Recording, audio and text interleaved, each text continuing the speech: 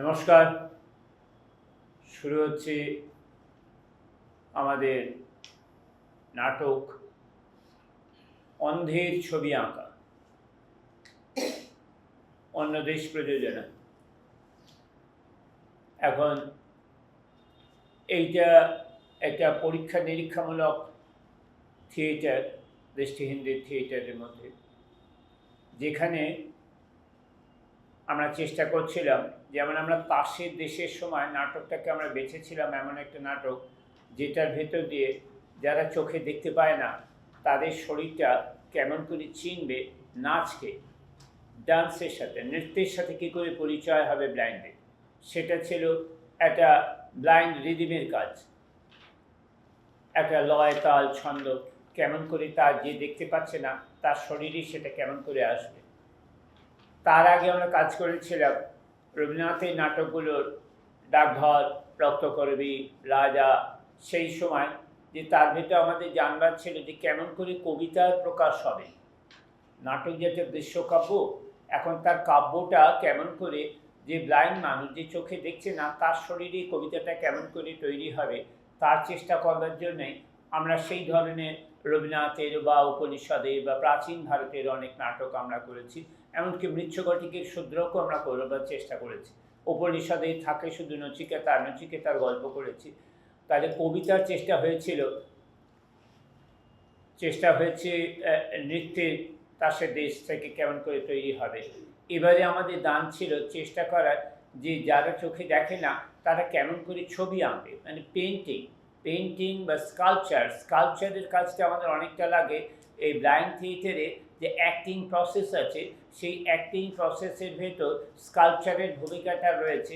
এ কাজ ওরা আগে করেছে, মানে ছুঁয়ে ছুঁয়ে শরীরটা দেখে নিজের শরীরের ভেতরে একটা সেই ছবিটা তৈরি করে। এখানে পেন্টিংয়ের ধারণাটা আমরা নিয়ে আসবার চেষ্টা করেছিলাম মূলত দুটি কারণে।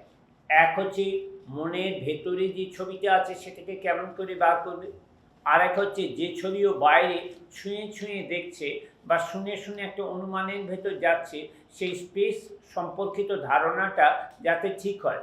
একজন ব্লাইন্ডেরই স্পেসের যে ধারণা সেটা কংক্রিট, যে চোখে দেখে তার ক্ষেত্রে ঠিক কংক্রিট না, সে একটা মাপ দেখতে পাচ্ছে।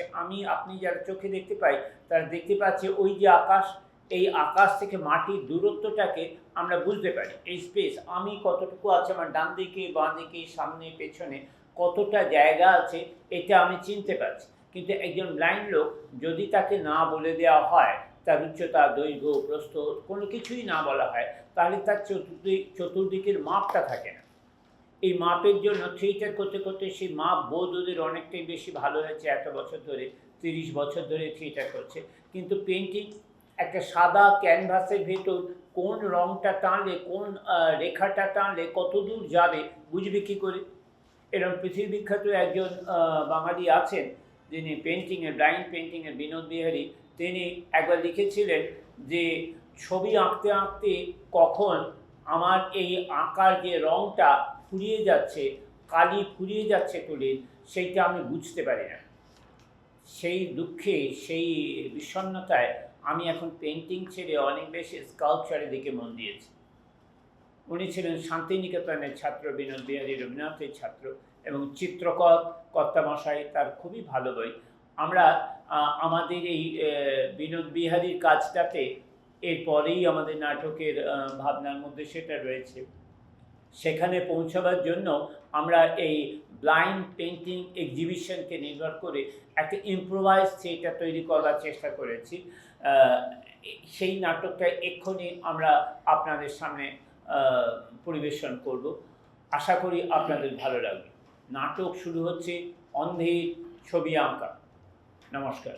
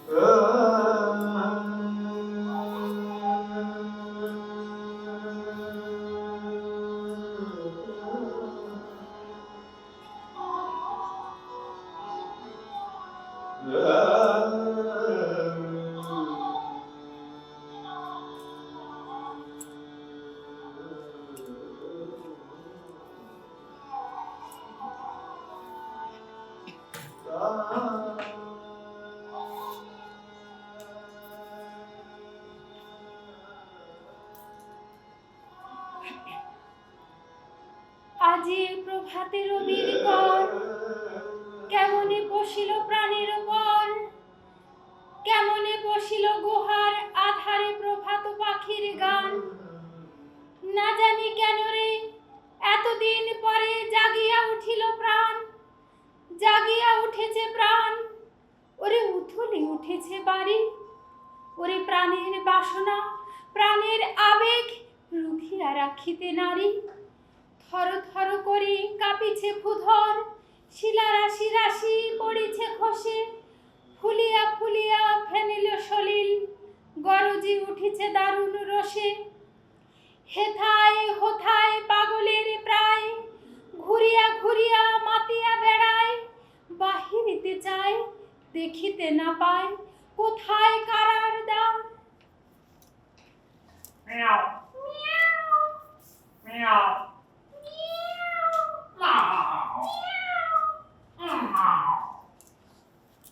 রঙের পাত্র তোমার সামনে। কোথায়? খুঁজে নাও।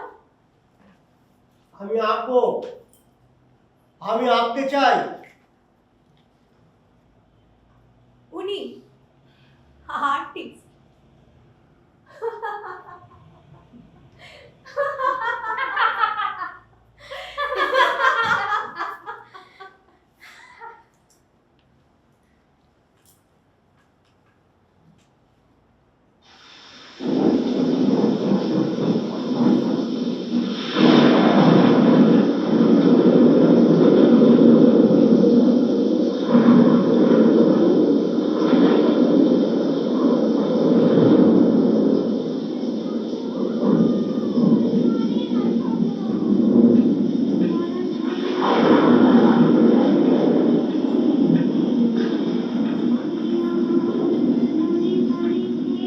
বাপরে,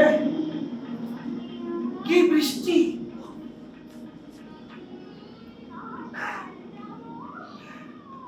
তুমি একটা ঘর চেয়েছিলে, একটা নিজস্ব ঘর। সারা জীবন সকলেই চায় ঘরের ছবি আঁকতে, ঘর বানাতে। ঘর হতে। কিরকম? তখন আমার বয়স কম। একটি মেয়েকে আমি বললাম, আমি তোমার ঘর হব, তুমি আমার ভেতরে থেকো। সে বললে বেশ, কিন্তু আমার ঘর আমি গোছাবো। আমরা দুজন বিয়ে করলাম। সে আমার ঘরে এলো, আমি তার ঘরে। আমার চারপাশে দেওয়াল, মাথার উপরে ছাদ। সে তার ঘরের সমস্ত দরজা জানালা খুলে দিল। সে কি সুখ! এতদিনে সম্পূর্ণ একখানা ঘরের দখল পেয়ে নিজেকে স্বাধীন, সাবালক এবং যার পর নাই শান্তিপুর স্টেশন বলে বোধ হতে লাগলো। তারপর একদিন মাঝরাতে চাঁদের আলোয় আমার বাড়ি ঘিরে থাকা তাল গাছের পাতাগুলো যখন হাওয়ায় দুলতো, সেই হাওয়ার রাতে আমার সেই নতুন বউ নতুন নতুন শাড়ির ভেতরে বসে দুলে দুলে গান গাইতো। এমন চাঁদের আলো মরি যদি সেও ভালো। সেই মেয়ে দেখতে পেত দুই চোখ দিয়ে। তার সেই চোখ দিয়ে আমিও দেখতাম তার ঘর বাহির, তার বিশ্বের বাগান খানা। তারপর একদিন যখন সে চলে গেল, আমিও আবার হা ঘরে মানে ঘর ছাড়া হয়ে গেল। অনেক রাত হলো, তাহলে আসি। হ্যাঁ, আমারও আঁকার কাজটা বাকি আছে, সেরে নিতে হবে।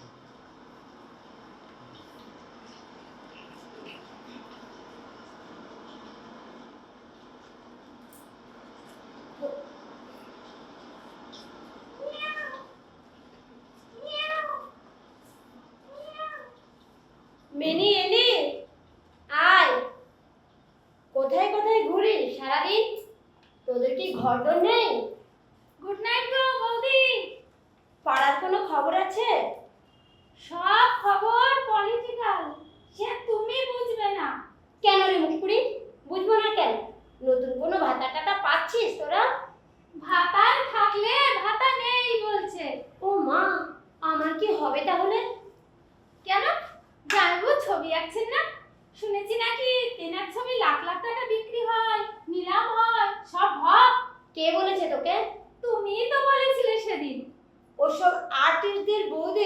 বাড়িয়ে বাড়িয়ে বলতে হয়।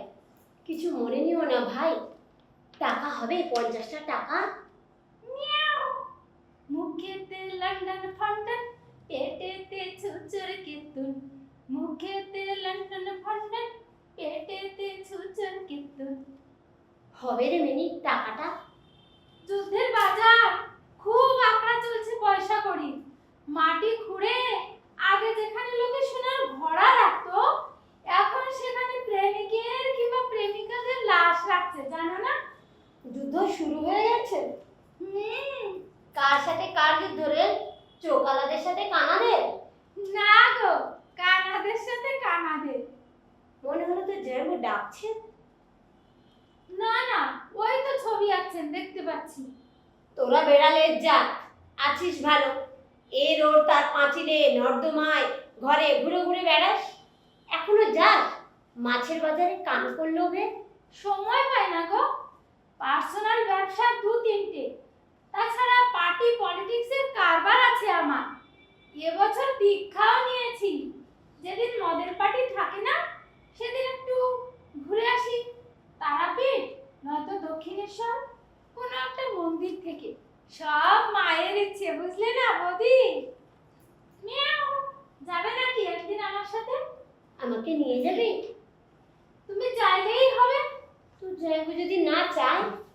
তুমি আমার সাথে যাবে, পুরো গাড়ি আছে তো, পেছনে বসবে, তোমার কোলে থাকবো আমি। না মানে কে কার কোলে বসে যাবে না শুয়ে যাবে সেসব জানো তো বৌদি? ক্যালকাটা ট্যাক্সির মতো গাড়িগুলোর ভেতরটা এক একটা অন্যরকম ঘরের মতো হয়ে যায়। কালো কালো কাজগুলো তুলে দিলে চাল মানসি বেলঘড়িয়া মনে হয় জ্যান্ত একটা ঘর জ্যান্ত হয়ে ছুটে চলেছে। ঘর? হ্যাঁ, ঘর, তবে চাকা লাগানো। মিয়াও।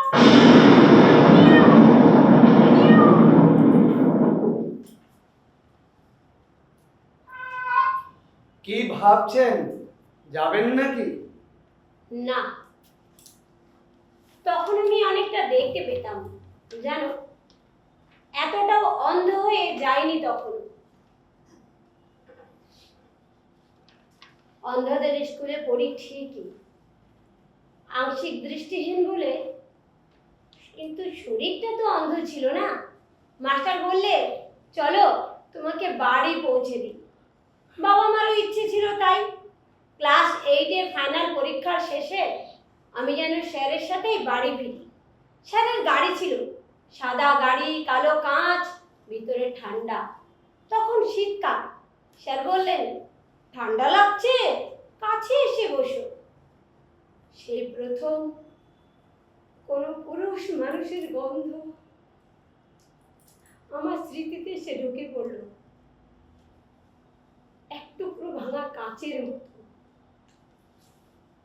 তারপর থেকে খচখচ খচখচ সারাটা জীবন। লাভ হলো একটাই, তখন থেকে আমার অঙ্কের ভয়টা কেটে গেল। আমি গণিতের মাস্টারমশাইকে পা দিয়ে ডাকতাম আমার ছাদের ঘরে টিউশনিতে। যখন সন্ধ্যার সময় লক্ষ্মী মেচে এসে বসতো আমার চিলেকোঠার ঘরে। কে? তুমি ঘুমোবে না? ও তুমি, শব্দ করে আসবে তো? জানো না ব্লাইন্ডের কাছে আসতে হলে শব্দ করে আসতে হয়। বাপ রে, বুকটা ধরাস ধরাস করছে। কি আক্কেল! তোমার ঘর আঁকা হয়ে গেছে? ঘর? ঘর কি এক রাতে আঁকা যায় গো? হ্যাঁ, জন্ম জন্মান্তর ধরে মানুষ খুঁজছে মানুষের ঘর। হেয়ালি রাখো, আমার ঘুম পাচ্ছে, শুতে যাব। কত রাত একা বসে বসে বেড়ালের সাথে গল্প করা যায়। বিড়ালের সাথে গপ্প? মানুষের সাথে মানুষ কথা বলে, এখানে তো আর একটা মানুষ নেই, কি করবো বলো? আমাকে জানোয়ার বলছো? না না, তুমি হলে আর্টিস্ট। আর্টিস্ট আর জানোয়ার তো প্রায় একই রকম শোনাচ্ছে। বাজে কথা রাখো, যুদ্ধ শুরু হয়ে গেছে জানো? কার কাছে শুনলে? বিড়ালে? হ্যাঁ, বেড়ালের কাছেই শুনেছি, তাতে দোষের হয়েছে কি? দোষের কিছু নয়, যুদ্ধ শেষও হয়ে গেছে। ভারত পাকিস্তানের যুদ্ধ একদিন হয়েছে, তাও খবরের লোকেরা বলছে এটা বানানো যুদ্ধ। যে যুদ্ধের খবর শুনে আমরা বড় হয়েছি তেমনটা নয়। বেশ, তুমি তো আর্টিস্ট, সব কথা জেনে বুঝে তারপরে বিশ্বাস করবে, তাই না? তাই তো করা উচিত তাই নাকি? করো। আমি যাই, শুতে যাই।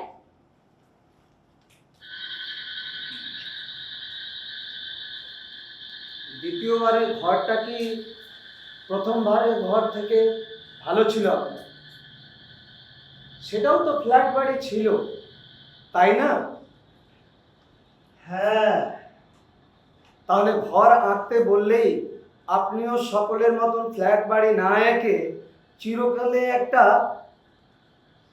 বাগানওয়ালা, পথ সামনে, নিজেদের একলা একা বাড়ি আঁকেন কেন আপনারা আর্টিস্টরা? না না, মানুষরাও। মানুষ বড় হিংসুটে, বড় একাল সেরে গো। ব্যাপারটা একটু বুঝিয়ে বলবেন?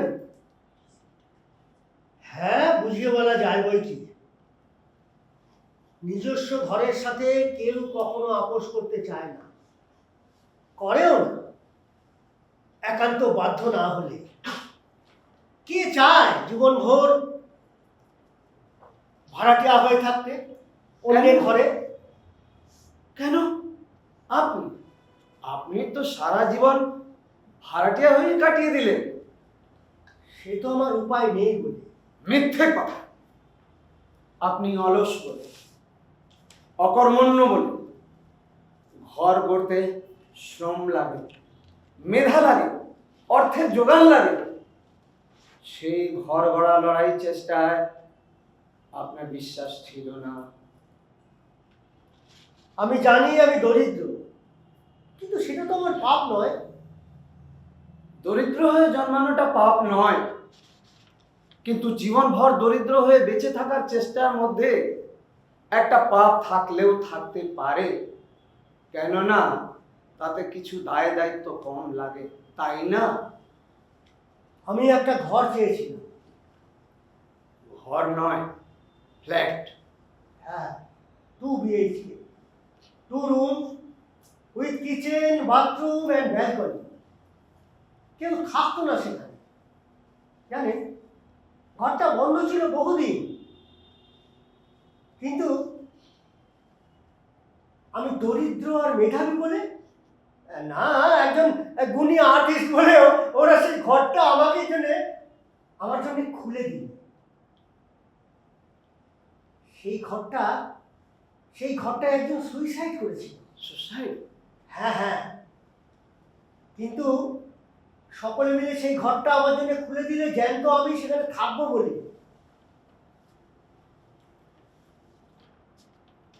যে সুইসাইড করেছিল সে একটি মেয়ে। একদিন মাঝরাতে বিছানায় পাশ ফিরতে গিয়ে তার সাথে আমার ধাক্কা লেগে গেল, বুঝলেন? আমি তো চোখে দেখি না। আমি বললাম, সরি সরি সরি, আপনি কে? সে পরিষ্কার মানুষের গলায় আমায় উত্তর দিলেন,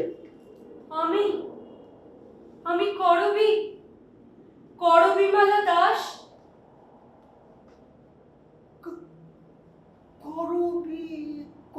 করবি তুমি? চিনতে পেরেছেন তাহলে? হ্যাঁ, তোমার বাবাতে একটা আঙুল বেশি ছিল, লোকে তোমায় সাক্ষাৎ লক্ষ্মী বলতো। আছে এখন ওটা? এইটি আমার শ্বশুর বাড়ি। বিয়ের পর এই ঘরে এসে আমি উঠেছিলাম। তোমার বর কি করে? বিদেশে, আর একটা বিয়ে করে থাকে। ও, তোমার ছেলে মেয়ে নেই? না, আমরা চাইনি সন্তান যখন সময় ছিল। তারপর চাইছিলাম সন্তান যখন সময় ছিল না। তারপর কত পুজো আচ্ছা হলো, ডাক্তার বুদ্ধি হলো, ঝাড়ফুঁকও হলো, কিন্তু ওই যে বলে না, কপালে নেই কো ঘি, ঠকঠকালে হবে কি। একদিন পারাপারের সময় নৌকোর ভিতর তোমার সাথে আমার দেখা, মনে আছে?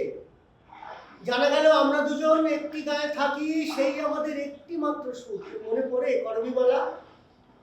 মনে পড়ে, 1 পয়সার ঘাট, একটি মাত্র নৌকো, একজন মাঝি, মইদুল ভাই, জলের ওপর যার নৌকোটা আমাদের জন্য অপেক্ষা করত। কখন আমরা ফিরব কলেজ থেকে গায়ে।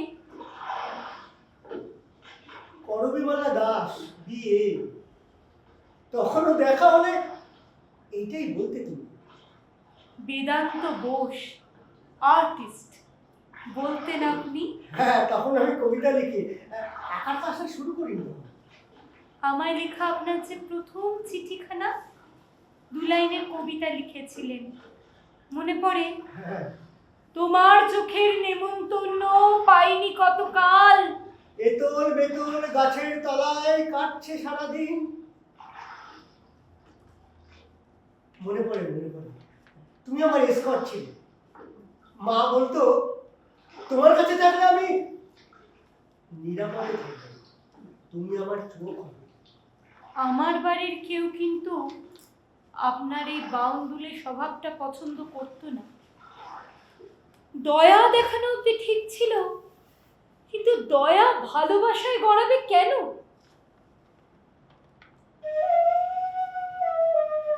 অথচ দেখো, ভালোবাসার ভিতরে তো দয়াই থাকে।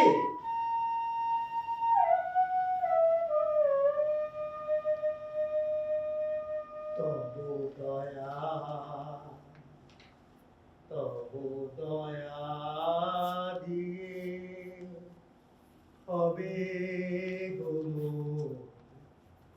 জীবন হতে, নইলে কি আর পারব তোমার চরণ ছুতে। দয়া,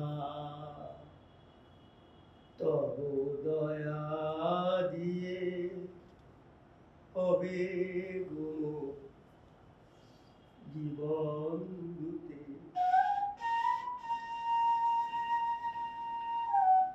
জলের উপর যতদিন আমাদের নৌকোর ঘরখানা ছিল, ততদিন দুলে দুলে ভেসে ভেসে জোয়ারে ভাটায় ছলাৎ ছলাৎ হেঁটে গেছে জীবন, মাছেদের মতো যৌবনের আঁশ গন্ধে। তারপর যেই জলের পথ ছেড়ে ডাঙায় উঠলাম আমি শহর দেখবো বলে, বাসে উঠলাম নগরের পথে নগর দেখবো বলে, আকাশ পথেও গেছি আমি দেশ দেশান্তর দেখবো বলে, তখনই সাত হলো মরবার সময়। কেন করবি?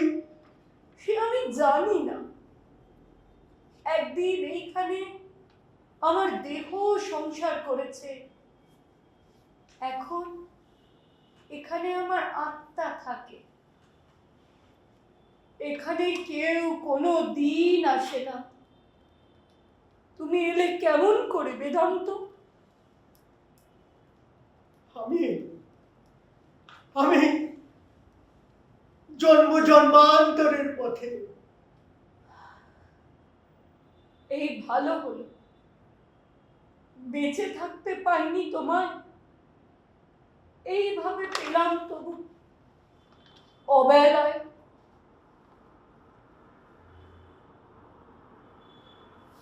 ভোরের আলো ফুটছে, আমি যাই গো, কে কোথা থেকে দেখে ফেলবে, শাকচুন্নির ভালোবাসা পুরবে নিমেষে।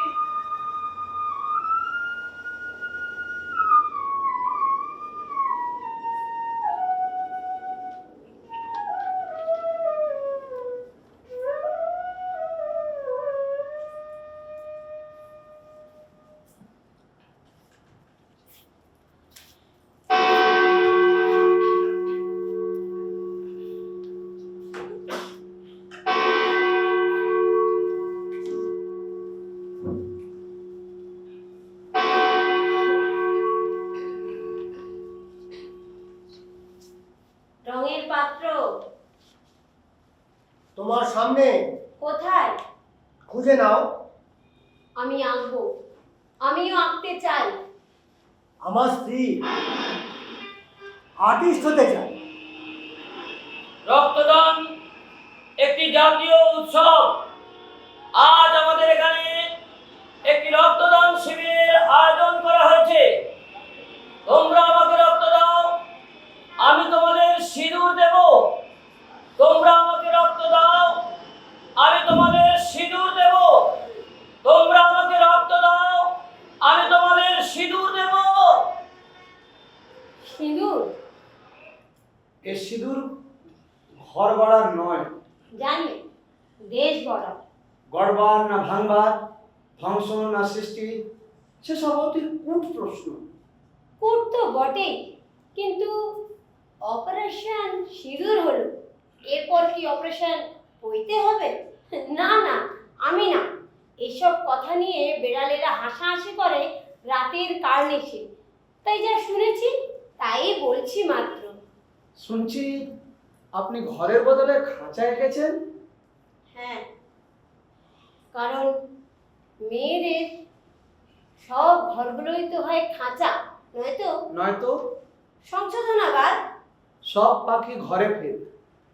না, সব পাখি ঘরে ফেরে না। সাধু আর পাখির কোনো ঘর থাকে না। পৃথিবীর সব মেয়েরাই নির্বাসিত, প্রথমত পিতার ঘর থেকে, তারপর স্বামীর ঘর থেকে, তারপর সন্তানের ঘর থেকে। আপনি এখানে লুকিয়ে আপাতত হসপিটাল থেকে পালিয়ে এসে বড় বড় কথা। চলুন। না, কেন? আমার এখন একটু কাজ বাকি আছে। কেন? আমার এই ছবিটা আমি শেষ করে যাব। আপনার সঙ্গে এখানে যে লোকটি ছিল তিনি কোথায়? আমরা তার সঙ্গে কথা বলতে চাই। দেখুন, হয়তো পাশের ক্লাবে তাস খেলছে কিংবা দাবা। বাহ, অন্ধরা তাস খেলছে, দাবা খেলছে, ছবি আঁকছে। মজুমদার, ওরা তো, চলো আমরা দেখে আসি কোথায় আছে। আসুন।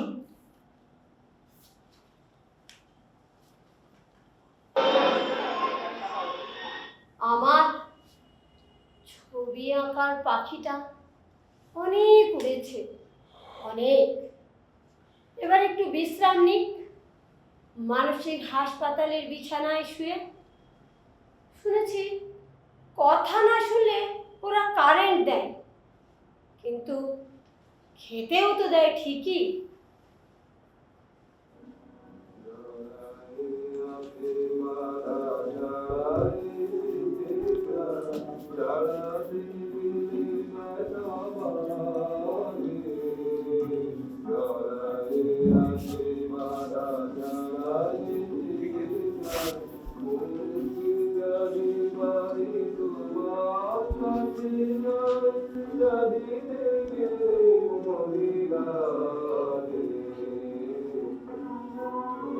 গানটা রজনী না অতুলে কার গো দাদা?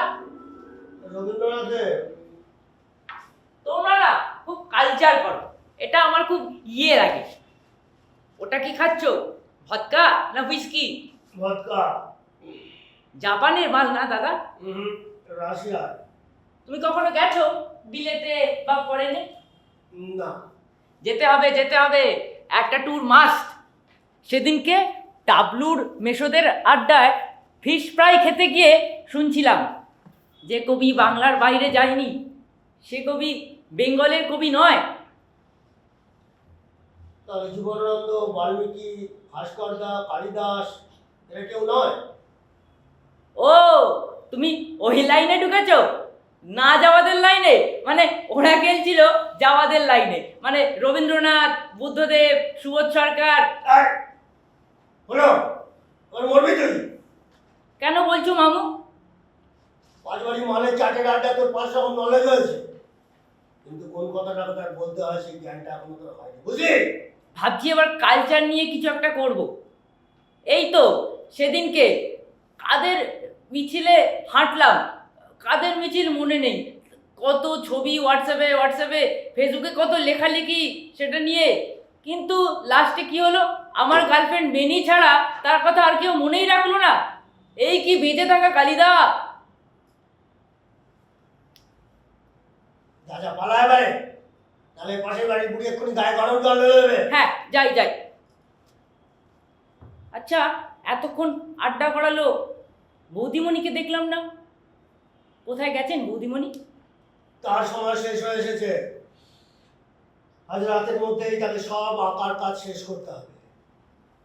তারপরে কোথায় যাবেন বৌদিমণি? মঠে। মঠে? তবে যে শুনলাম মেন্টাল হসপিটাল। তবে তো সব শুনে এসেছিস, আবার জিজ্ঞাসা করছিস কেন? না, দেখছিলাম তোমাদের মতো কালচারাল ভদ্রলোকেদের কাছে মেন্টাল হসপিটালটাও কিরকম মঠ হয়ে উঠেছে।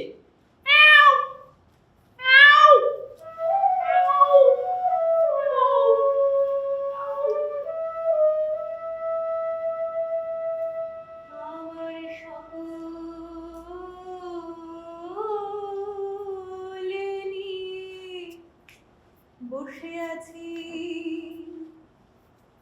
সর্বনাশে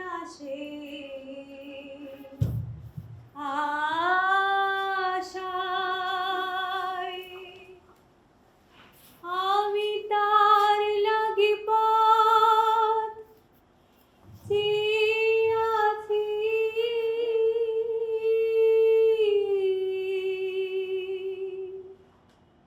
পথে যে জল ভাষায়, আমার সকল নিয়ে বসে আছি।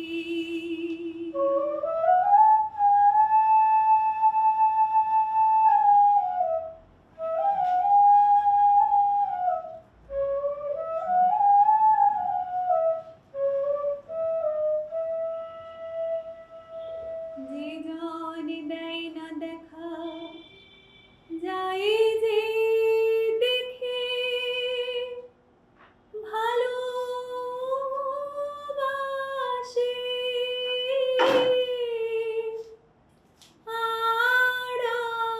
আড়াল থেকে আমার মন মুজেছে সেই গভীরে, মন মুজেছে সেই গভীরে, গোপন ভালোবাসায়,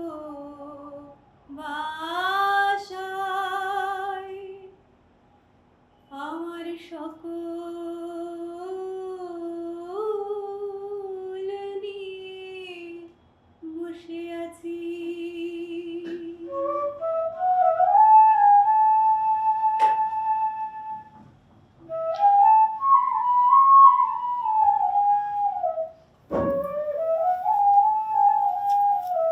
আগামীকাল অন্ধ্রের ছবি আঁকা এক্সিবিশন আছে, সকলে এগিয়ে গেছে, আমিও যাব, আপনারাও চলে আসুন, দেরি করবেন না, আসুন, চলে আসুন।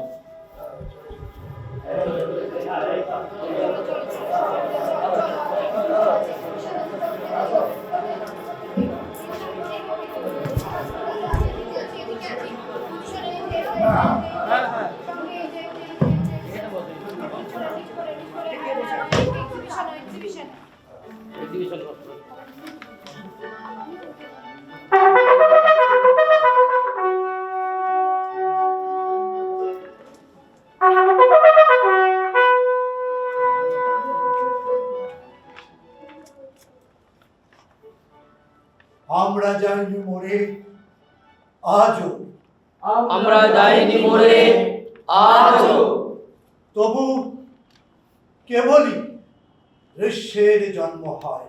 তবু কেবলই দৃশ্যের জন্ম হয়। আমরা যাইনি মরে আজও, আমরা যাইনি মরে আজও, তবু কেবলই দৃশ্যের জন্ম হয়। তবু কেবলই দৃশ্যের জন্ম হয়। আপনি চান বা না চান, সর্বক্ষণই কোনো না কোনো দৃশ্যের অন্তর, অর্থাৎ আপনি একই সঙ্গে ছবির উপাদান বা কাঁচামাল, আবার ছবির স্রষ্টাও বলতে পারেন। এই ধরুন, যেমন কখনো আপনি রাষ্ট্র, কখনো আপনি জনগণ, আবার আপনি কখনো অক্ষম, আবার আপনি ক্ষমতার শীর্ষ। এমনকি এই পৃথিবীর বেশিরভাগ দৃষ্টিহীন দরিদ্র মানুষের নিজস্ব রং, রেখা, সৌন্দর্য বোধ থাকে। হ্যাঁ, থাকে। অন্ধকারেরও নিজস্ব রং, রেখা, সৌন্দর্যের বোধ থাকে, কিন্তু সেই রূপটা যে কিরকম তাকে খুঁড়ে বার করবার জন্যই আমাদের আজকের এই নির্জন উৎসব, ব্লাইন্ড পেন্টিং এক্সিবিশন। তোমরা তো সবাই এসে গেছো? হ্যাঁ, ছবি ছবি ছবি হ্যাঁ, সবাই সবাই মনে হচ্ছে গো, আমরা সবাই সেই ছবি আঁকার দেশে চলে এসেছি। মনে পড়ছে সেই যক্ষপুরের কথা, তাল তাল সোনা তুলে আনছি। এক তালের পর দু তাল, দু তালের পর তিন তাল, যক্ষপুরে অঙ্কের পর অঙ্ক সাল বেঁধে চলেছে, কোনো মাথায় পৌঁছায় না। তাই তো ওদের কাছে আমরা মানুষ নই, কেবল সংখ্যা। তাই বারবার ফিরে যাই সেই নীল চাঁদোয়ার দেশে। দর্শক বন্ধুরা এগিয়ে আসুন, ওদের কাজ দেখুন। যদি পছন্দ হয় একটা ছবি কিনুন, পারলে উৎসাহ দিন কিংবা তিরস্কার। শুধু মনে রাখবেন, সমস্ত ছবির বিক্রয়জাত আয় থেকে যে টাকাটা সংগ্রহ করা হবে, সেই টাকাটা এই সমস্ত ব্লাইন্ড আর্টিস্টদের জীবনকে আরেকটু সুস্থ স্বাভাবিক করে তোলার এইটুকু আমাদের প্রচেষ্টা। সক্রেটিস, হ্যাঁ, আমরাও এসেছি। তুমি এসেছো? হ্যাঁ। আর সে কোথায়? এই যে আমার সাথেই আছে। তুমি ছবি এনেছো? ভুলে গেছি। ভুলে? ও, তুমি মেন্টাল হসপিটাল থেকে কি করে পালিয়ে না? আচ্ছা, থাক এসব কথা। কাল আমাদের এই সমস্ত ক্যানভাসের প্রদর্শনী শুরু হবে। কাল তুমি সব নিয়ে এসো। হ্যাঁ, কালকে তোমার ছবি যা আঁকা আছে নিয়ে এসো। যাও। পুলিশ কি এসেছিল আমাদের খুঁজতে? পুলিশ? হ্যাঁ, পুলিশ তো আসবে, পুলিশ চিরকালই আসে, ওসব নিয়ে তোমাদের ভাবতে হবে না, ওটা আমরা সামলাচ্ছি। শোনো হে, এদেশে ব্লাইন্ডদের সংখ্যা প্রায় 6 কোটি। হ্যাঁ, কবে সার্ভে হয়েছিল তোমরা? আমার তো মনে নেই কিছু। সে যাই হোক, কিন্তু আর্টিস্ট মোটে 6টাও হবে কিনা সম্ভব, 6 জন হবে কিনা জানি না। তাই তোমাদের বেঁচে থাকতেই হবে। হ্যাঁ, বেঁচে থাকতেই হবে। তোমাদের জীবন অনেকের জীবনের থেকে অনেক বেশি মূল্যবান। যাও এখন পালাও। না, পালাবো না আমরা সক্রেটিস। পালাতে আমাদের মেরুদণ্ড পচে গেছে, আমাদের নিঃশ্বাস হয়েছে বিষাক্ত, আমাদের সমস্ত কাজ আর মূল্যহীন, অর্থহীন হয়ে গেছে। কিন্তু তোমরা ভুল করছো। হ্যাঁ, শাসকের সঙ্গে লড়াই করতে গেলে এভাবে হয় না। সক্রেটিস, একটা স্ট্র্যাটেজি দরকার। আমাদের তুমি মানুষ করে দাও। হ্যাঁ, কিন্তু তোমরা ভুল করছো। স্ট্র্যাটেজি না থাকলে কোনো শাসকের সঙ্গে লড়াই করা যায় না। স্ট্র্যাটেজি তো আছে, লড়াই তো নেই কোথাও। কাকে বলছো তোমরা লড়াই? লড়াই আমরা তাকেই বলি যেখানে অন্ধ মানুষ আঁকতে শেখে, যে লড়াই একা, যে লড়াই সকলে, যেখানে অগণন দেশবাসী শুধু ভাটা নয়, কাজের মধ্য দিয়ে, আঁকার মধ্য দিয়ে নিজেদের দাবিকে প্রতিষ্ঠা করে, যেখানে নিজের শ্রেষ্ঠত্ব, নিজের সৃষ্টি, বিনয় আর স্যাক্রিফাইস, স্পর্ধা, বিনয়, স্যাক্রিফাইস, স্পর্ধা, বিনয়, স্যাক্রিফাইস।